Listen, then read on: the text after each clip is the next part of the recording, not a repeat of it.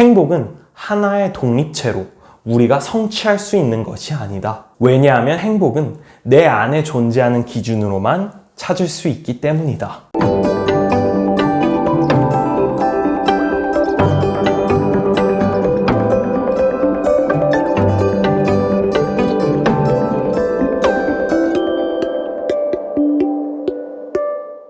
여러분 안녕하세요. 인문학 청년입니다. 오늘은 여러분들에게 꼭 필요한 이야기를 들려드리고자 해요. 바로 행복에 관한 이야기입니다.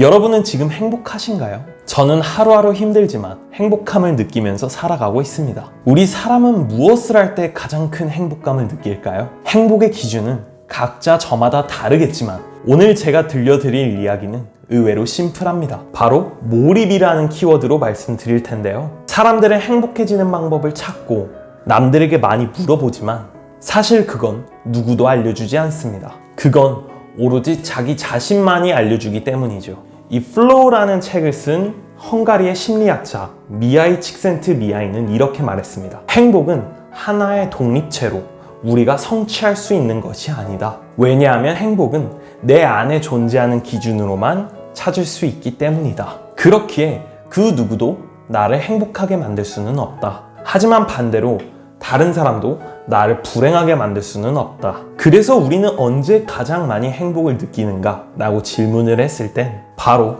집중을 하고 있을 때라고 했습니다. 몰입, 바로 플로우죠. 몰입은 우리가 완전히 살아있음을 느끼는 과정이고 우리가 목표를 위해서 하는 일과 관련하여 주변 환경과 조화를 이루는 일입니다. 취미로 노래를 하거나 춤을 춘다거나 운동을 하거나 어느 순간 나도 모르게 무아지경의 상태로 빠져드는 걸 말합니다. 그런 경험 여러분도 한 번씩 겪어보셨죠?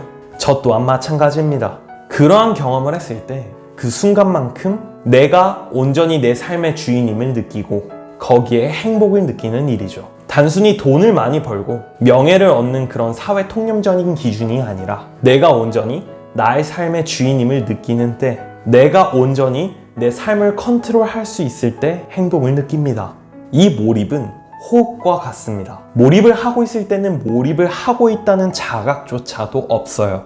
어느 순간 무아지경의 상태로 자연스럽게 빠져들고 나의 의식은 그러한 변화를 인지하지 못하는 거죠. 서양의 장기 게임이라고 불리는 체스 선수들은 반나절 이상 이 집중 상태의 플로우를 유지할 수 있다고 합니다. 수백 가지의 시나리오를 머릿속에서 재생시키고 집중하는 것이죠. 외과 의사들은 수술을 할 때 자신의 손이 움직이고 있다는 느낌밖에 들지 않는다고 합니다. 삶의 자잘한 걱정들부터 시작해서 자기가 지금 서 있는지, 지금 어떤 상태에 있는지 아무것도 느껴지지 않는다고 해요. 저도 마찬가지로 책을 읽거나 유튜브 대본을 쓸 때 내가 지금 뭘 하고 있지 라는 생각이나 인식을 놓치게 되는 경우가 많아요. 그저 집중 몰입하는 느낌이 들면 공부에 빠져드는 겁니다. 그래서 자신이 하고 있는 일과 일체되는 듯한 느낌이 드는 것이 몰입의 시작입니다. 그리고 몰입은 불안함과 두려움, 이런 것들을 멀리할 수 있습니다.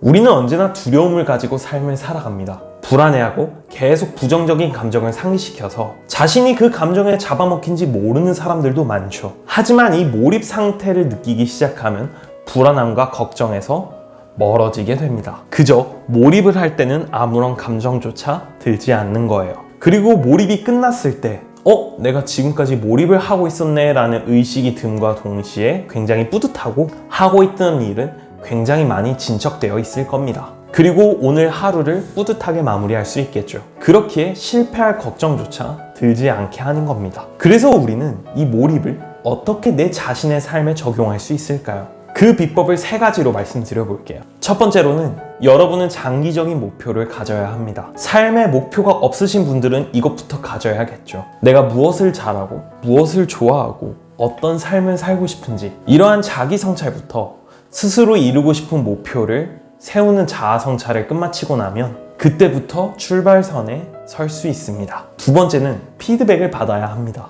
이 피드백은 내가 나아가는 과정에서 틀린 부분이 있는지 다시 한번 확인하는 것이죠. 이걸 확인하기 위해선 내 스스로 돌아보는 것도 중요하지만 내가 아닌 제3자의 눈으로 바라보는 것도 중요합니다. 이를 위해서는 당연히 스승이 있어야 해요. 나보다 훨씬 앞서서 시행착오를 굉장히 많이 겪은 사람을, 내가 가고자 하는 길에서 수많은 시행착오를 겪은 나의 스승이 있다면 훨씬 더 좋은 피드백을 얻을 수 있을 것입니다. 혼자서 나아가기에는 너무나 많은 시행착오를 겪어야 하기 때문에 그 시간들이 너무나 아깝다고 생각을 하기에 과거의 제 자신에게 이야기를 들려주고 싶네요. 마지막 세 번째는 밸런스를 유지하는 게 굉장히 중요합니다. 사실 이 과정이 제일 중요한 부분인데요. 몰입은 내가 감당할 수 있는 능력의 균형을 맞춰질 때 시작됩니다. 이 표를 한번 보실까요? 몰입은 내가 감당하기 살짝 버거운 정도의 높이의 난이도가 가장 좋습니다. 나의 능력에 비해 도전 목표가 터무니없이 높으면 쉽게 포기할 것이고, 반대로 나의 능력에 비해 목표가 너무 낮아도 금방 질리고 말 것이에요. 이제 막 피아노를 배운 청소년에게 쇼팽을 치라고 하면 할 수 없죠. 그래서 우리는 처음부터 너무 높은 목표를 잡아서는 안 됩니다. 낮은 목표로 나의 낮은 스킬을 갈고 닦고 높이고, 그 뒤에 일의 난이도를 높여서 잠시 불안함을 마주하고 다시 스킬을 높여서 몰입의 상태로 접어들게 만드는 거죠. 우리는 내 자신이 이렇게 원하는 몰입, 즉 행복을 찾아갈 수 있습니다. 아직 늦지 않았으니 여러분도 도전을 한번 시도해 보시고 이 몰입의 행복을 꼭 한번 느껴보시길 권유드리겠습니다. 오늘 영상이 유익했다면 구독과 좋아요 한 번씩 눌러주세요. 그럼 전 다음에 더 좋은 영상으로 찾아뵙겠습니다. 끝까지 시청해주셔서 감사합니다.